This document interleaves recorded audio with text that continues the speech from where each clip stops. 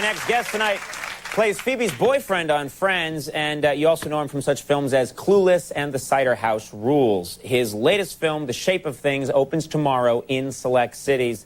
Let's take a look.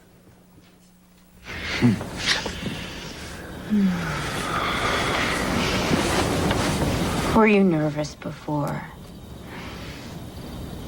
I mean, about us with the video. Oh, not really.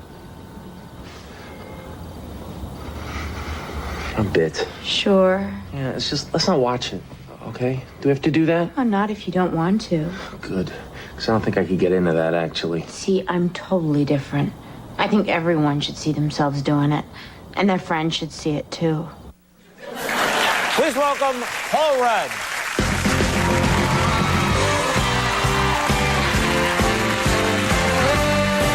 Thanks for coming. Get out of here.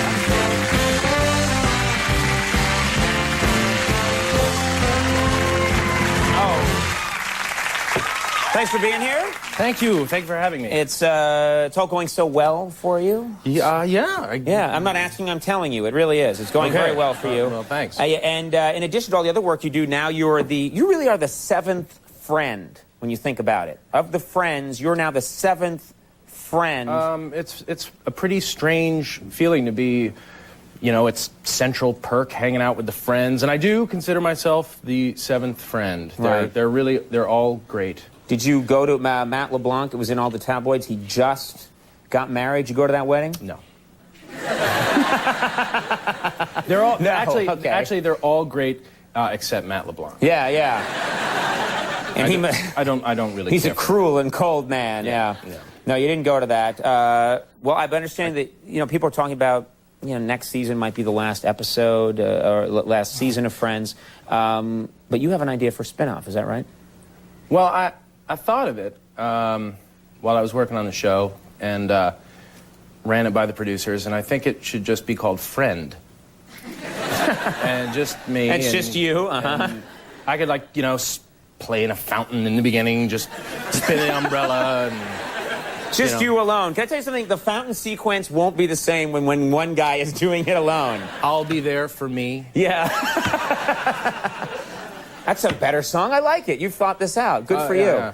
Well. Things are going so well for you. You're getting invited to all the big events now. Getting to... You get to do late night with Conan O'Brien. As your fame increases, though, you're getting to go to the big charity events. Because those are the weird. ones... They invite you to Because there are the little charity events, like, can you come to our cookie sale or our brownie sale? But now there's charity events and things where they say, we'll we'll give you a plane ticket. Which you see, it's just weird because it's a charity event. I know. I went to one. Funny story. I went to. Really? Well, speaking of charity events, I went to. Talk show awkwardness. I always break into the talk show awkwardness stance when I have to. Sorry. I love it. Yeah. You can get on the table and do it. Make later. a mark. Yeah. Oh, I can't believe. Look at that. She ruined it. Oh, look at that. Anyway. That really. That's not coming out. No, that's not coming out. And this desk cost me $90. But anyway, more about charity events. So, anyway, I get invited to this charity event. What kind of charity event, Paul? Well, Conan, it was a...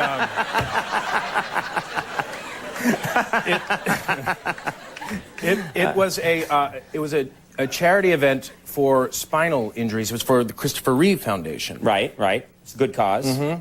I was a little thrown because it was a ski classic. Right. Which seemed really kind of yeah. Right, it shouldn't maybe do this for spinal injuries. Yeah. Right, I mean, it's like, what better way to kind of support the cause than, shoot down a mountain at 70 miles per hour. Right.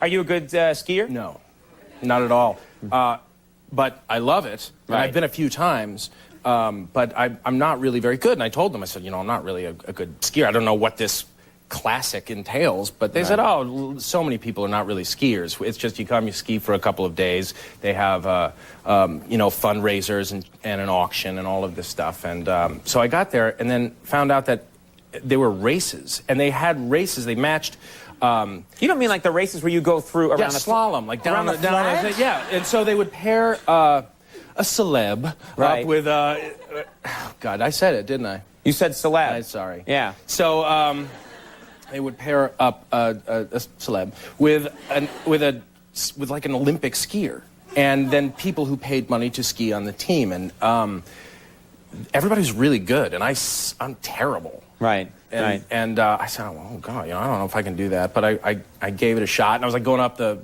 hill, and there were like these snowboarders like, dude, clueless, yeah, and then I went up and I fell 12 times, and then I get to the bottom, and I was like, man, you suck. The same clueless guys are now giving you a hard time. Yeah, and I didn't realize this, but it like filmed it all for television. And I bet you it's going to be the most watched television event of all time. But we had like several runs, and you would get, they would, I was just going to say they handicapped us, but that wouldn't sound very good, would it? But they essentially... And look, More talk show awkwardness. I don't mean to sound offensive. No. I love Christopher Reeve. Right, He's a Superman. Yeah. I just thought of that right now. He just thought of that right now. He's a Superman.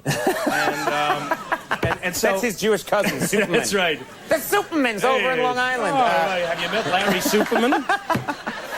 He's very strong, and he eats healthy meals. Let me ask you, we're talking about celebs. You grew up in Kansas, okay? You grew up in Kansas. I don't imagine... This is why I'm such a good skier. Yeah.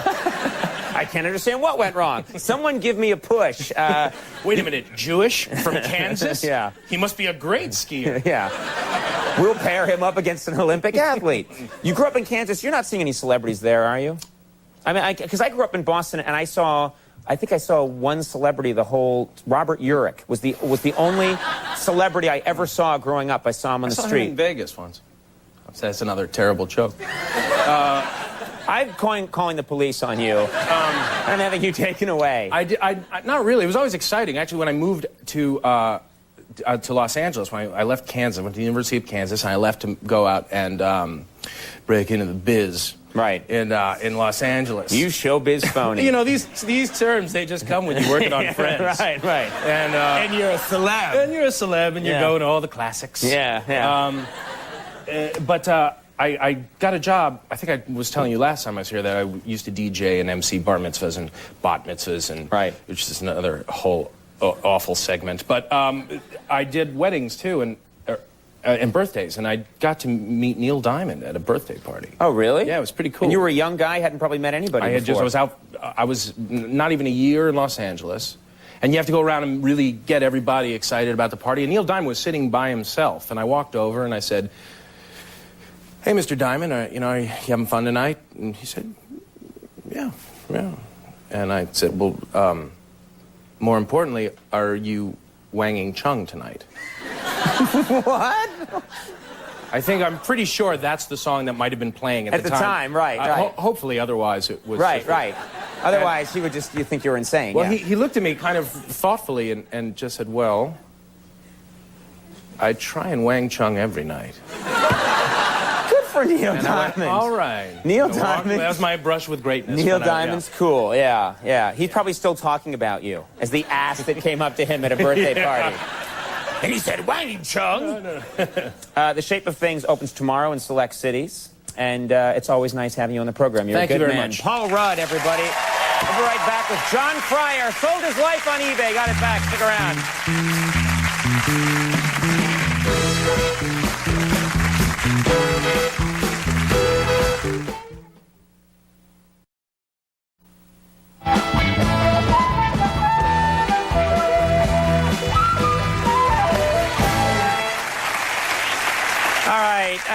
Ladies and gentlemen, my next guest, listen to this. He sold all of his earthly belongings on eBay, then tracked the items down and visited them all across the country. His new book is called All My Life for Sale. Please welcome John Fryer.